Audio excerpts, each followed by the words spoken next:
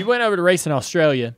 NASCAR went over there a couple times. They had built this oval, and Bobby Allison, Neil Bonnet, a couple of different guys. You were one of them. Tell me about that trip and how you're on a tight budget as it is. I know you probably drove somebody else's car. I'm not sure, but how do you say yes to Australia? Well, I guess we were asked to go, and they offered to buy the airline tickets, and I drove actually a car from the West Coast owned by Dick Mitchley out of Victoria, British Columbia, and it was a great experience. A lot of the very nice people over there, and it was a very nice racetrack, and I can't remember. But the money and the purse was great. I believe we won like $68,000 in Australian money, and that converted over to about 46 to 48,000 American. So, yeah, I mean, the value still can't hold up there, but it was close. Yeah. I was talking to Kyle Petty about that, and he said you got on the plane with 2 sandwich bags full of sandwiches, the large sandwich bags full of sandwiches. And multiple sandwiches in each bag, and you ate all of them on the way over there. Who said this? Kyle Petty. Kyle Petty said that the things that people keep in their mind about these things. I mean, like he's probably still agitated about that. No, he just said nobody could eat more than Dave Marcis. Oh, I got you. All right. So is this a truth? I'm a pretty good eater. I don't know how you stay so thin. Work. Is that right? What kind of sandwiches do you fill up 2 bags heading to Australia? What is that like? Is it PB&J? Is it pimento cheese? What do you like? I like peanut butter and jelly. Yeah, very good. Go-to, man. It's hard to beat it. So you're always remembered for wearing your Goodyear hat that you have on today, and that's because you've had this long-standing relationship with Goodyear. When did that start? About 1970. Well, let's see. I guess probably somewhat in '69. We were at Atlanta, Georgia, and we had the 2 tire companies at that time, Goodyear and Firestone, and a lot of the drivers had a contract with Firestone, and Goodyear was trying to get involved in the sport. And that particular time, they were having tire problems with the Firestones, and somehow the Goodyear tire was a good tire and a safe tire. And even the guys that had contracts, like Cale Yarbrough, I think, had one, and I don't remember for sure about Pearson, but they talked to NASCAR, and NASCAR said that they could get some of the small teams, if they wanted to stay after the racetrack closed and scuff tires because they needed to be scuffed.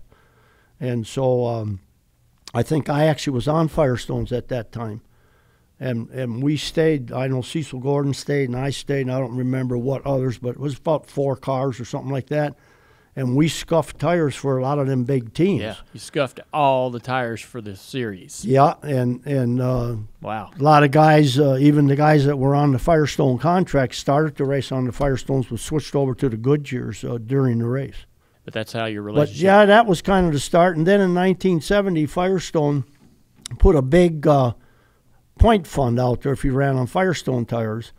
Goodyear came to some of us smaller teams and supplied us X amount of dollars worth of tires for the season if we put a Goodyear tire service store ad on the race car.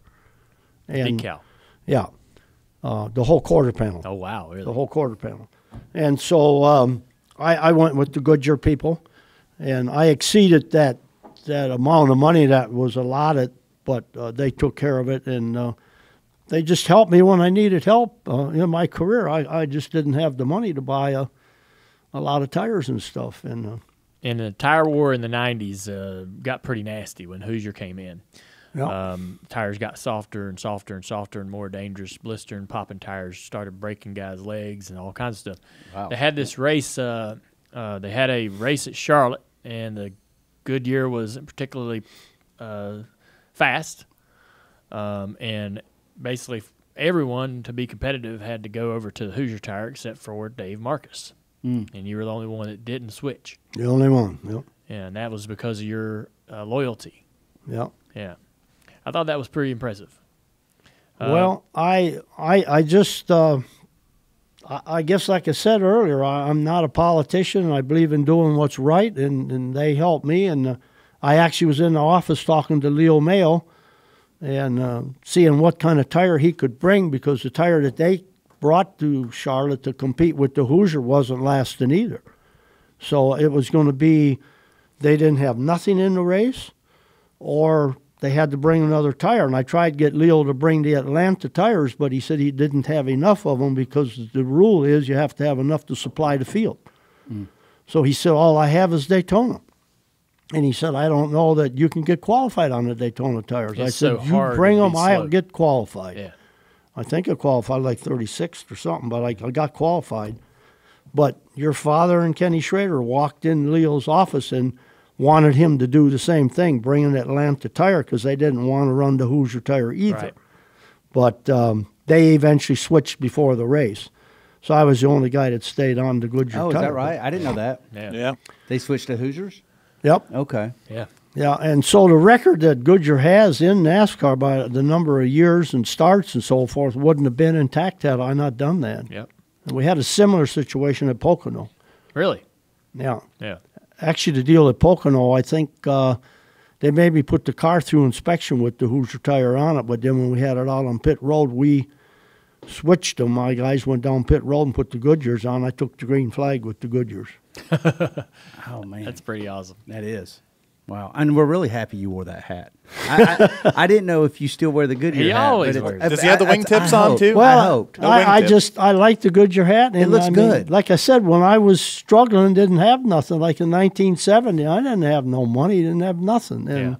they gave me tires, I'd stay in business. Another thing you're remembered for is for wearing wingtip shoes when you raced. And I've read a little bit about the story about how that happened. Do you remember what brought that on? Well, in those days, a lot of us had trouble burning our heels on the short tracks. And it would burn a hole in your heel through the sole of the shoe about the size of a dime, and it would be like a funnel. And it was really difficult to heal because it would always try and heal across the top around the edge, but it's like a funnel. It would stay raw down internally. And we were at North Wilkesboro, and Bobby Allison had just burnt his feet or heel at the race, the short track race the week before. I don't remember which one it was.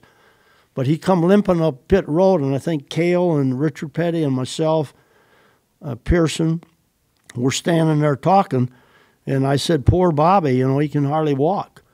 He was limping up pit road, and I said, I burned mine a little bit, but not that bad. And then Pearson said to me, he said, haven't you got any shoes with leather soles? And I said, I just got my dress shoes, wingtips. He said, where are they? I said, they're out in the trunk of the car in the suitcase. And because we had come from the motel and we were at the racetrack. He says, well, wear them today and you won't probably burn your heels. So I went and got them wingtips and sent Helen out to the car to get them. I wore them that day at Wilkesboro and didn't burn my heel.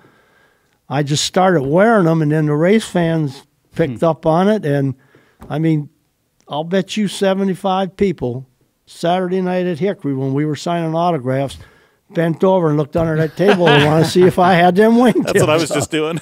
It's amazing. Them race fans don't forget. Yeah. It became an identifiable thing with you. I mean, you and the wingtips. Yeah. And I was always curious, did that ever lead to a partnership or a relationship, much in the same way you and Goodyear developed a long-standing relationship? You are the wingtip driver, and so did you ever develop a relationship with a shoe company to where you at least didn't have to pay for them? Well, the ones that, I bought all of them, and they were Dexter wingtips. Okay. And the people from Hush Puppy sent me some one time, wanted me to wear them, but they didn't have the leather sole on theirs. Hush Puppy people didn't know what's up. He didn't do it for fashion. He did it because he didn't want to burn his feet. Hush puppies are fried, man. Don't want them feet fried. Yeah. Goodness.